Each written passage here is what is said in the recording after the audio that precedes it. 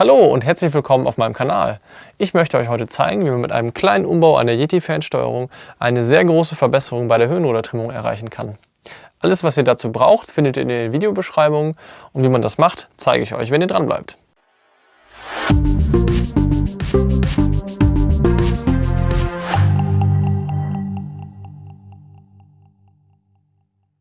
Ich bin mit meiner Yeti-Fernsteuerung sehr zufrieden. Das Einzige, was ich ein bisschen knifflig finde, ist, den richtigen Trimtaster zur richtigen Zeit zu erreichen. Die Trim-Elemente sind ja hier unterhalb der Knüppelaggregate angebracht. Und ja, wenn man so Zeit hat und ein langsames Modell fliegt, dann kann man die natürlich schön langsam ertasten und sich zurechtfinden und dann die richtige Taste drücken. Aber wenn es mal ein bisschen schneller gehen muss, dann bevorzuge ich eine andere Lösung. Und die sieht so aus, dass ich hier einen 2-Wegetaster eingebaut habe, mit dem ich die Digitaltrimmung für das Höhenruder bedienen kann. Und ich möchte euch gleich mal zeigen, wie man das einstellt.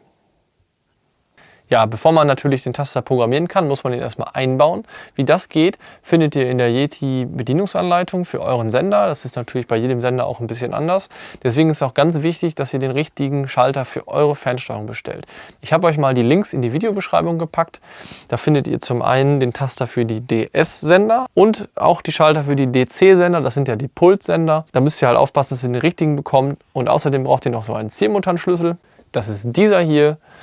Mit dem kann man dann diese Zielmuttern lösen, ohne da irgendwelche Kratzer reinzumachen und kann so die Schalter eben ein- und ausbauen. So, da sind wir jetzt hier auf der DS12. Die Vorgehensweise ist bei allen Yeti-Fernsteuerungen gleich. Was ihr benötigt, ist wie gesagt dieser Zielmutternschlüssel, den Link findet ihr auch in der Beschreibung, und den Taster, der jeweils für eure Fernsteuerung passen muss. Also aufpassen, DS sind die Handsender, DC sind die Pulssender.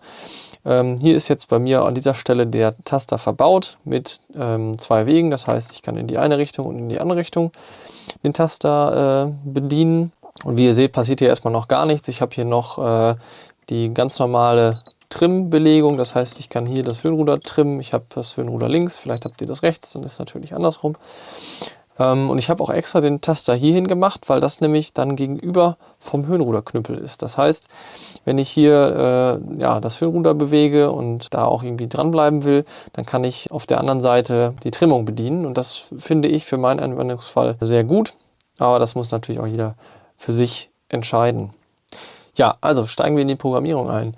Ich gehe hier aufs Menü, gehe in den Bereich Feineinstellungen, wähle Digitaltrimmung aus, gehe dann hier in die Zeile für Höhe, wähle das aus, nehme hier Punkt für leer und wechsle dann in die Zeile darunter.